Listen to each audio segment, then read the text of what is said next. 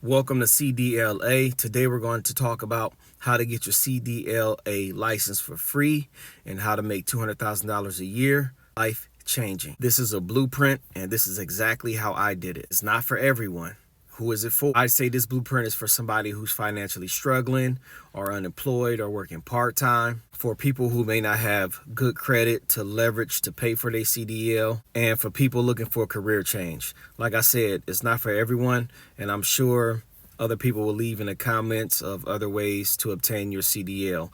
But this is the route I took personally, and I got my CDL for free. Don't forget to like the video. Years ago, when I was a young adult, around 20 years old, I had two job opportunities. One was with an automotive company and the other was with a local bus driving company. The automotive company was paying significantly more. On the other hand, the bus driving company was willing to train me to get my Class B CDL, not a Class A. It was a Class B CDL. I spoke with my father about it, and he suggested that I go the route of getting my Class B CDL. Since this is a Class B CDL, not a Class A, I do suggest skipping this step in the blueprint, but I'm going to tell this story because this is exactly how I did it. So I ended up getting that local bus driving job, getting my Class Bs, and that later led to me working for a Miller Lite distribution company. I had a close person that I knew that worked there, and he said, all you need is your Class Bs. So I did that, but I didn't drive right away. I worked in the warehouse loading the beer trucks. From there, that company got bought out by another company, and they wanted to upgrade their truck delivery system to a Class A delivery route. Then we had to obtain our Class A CDLs. So all we had to do was train, pass the test, and they will pay for it. So that's how I got my Class A CDL. After working with that company for a bit, I did end up accepting a beer delivery route. So I started delivering beer, getting experience out there on the road, going from store to store. After I did that for a bit, I started to look for another job, and I moved on to working with Ryder Logistics as a shuttle driver, a local shuttle driver, delivering automotive parts to Stellantis, who built the Jeeps.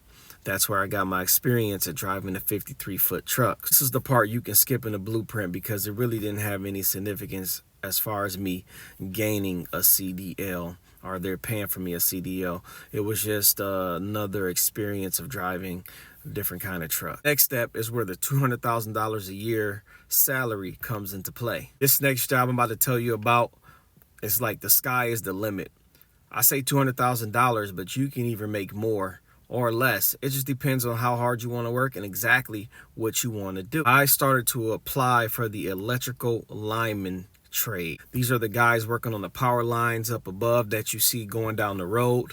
The pad mount transformer, the green boxes you might see in the backyard or next to businesses, and any high voltage system that you may see outside that brings power to the businesses, to business structures, and to your house. Go to Reddit and you can look on there under electrical lineman pay and things like that, and you can see the kind of money people are making. It's a great opportunity. So I believe definitely get your CDLA any way that you can get it. Using my blueprint would be a very good option for you. Use that. Just make sure you get that CDLA. Summarize this for you a little bit, taking out some of the steps I don't believe that you need.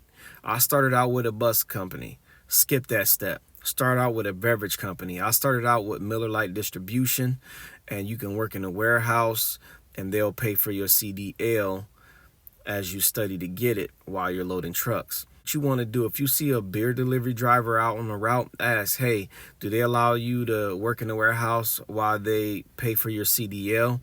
That'd be a great first step for you to do because not everyone will pay for your CDL. Once you get hired in and start studying for your CDL, get you some experience out on the route and start applying for the electrical lineman apprenticeship. That CDL will help you get into that apprenticeship.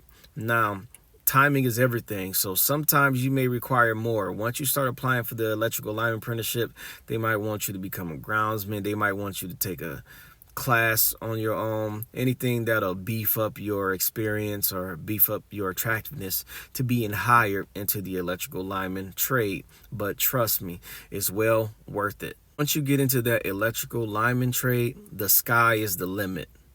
Life changing. Make sure you hit that like button or subscribe to see more videos of getting your CDL and about the electrical lineman trade. Make sure you leave questions and comments below. Remember, CDLA, you are the captain of your ship.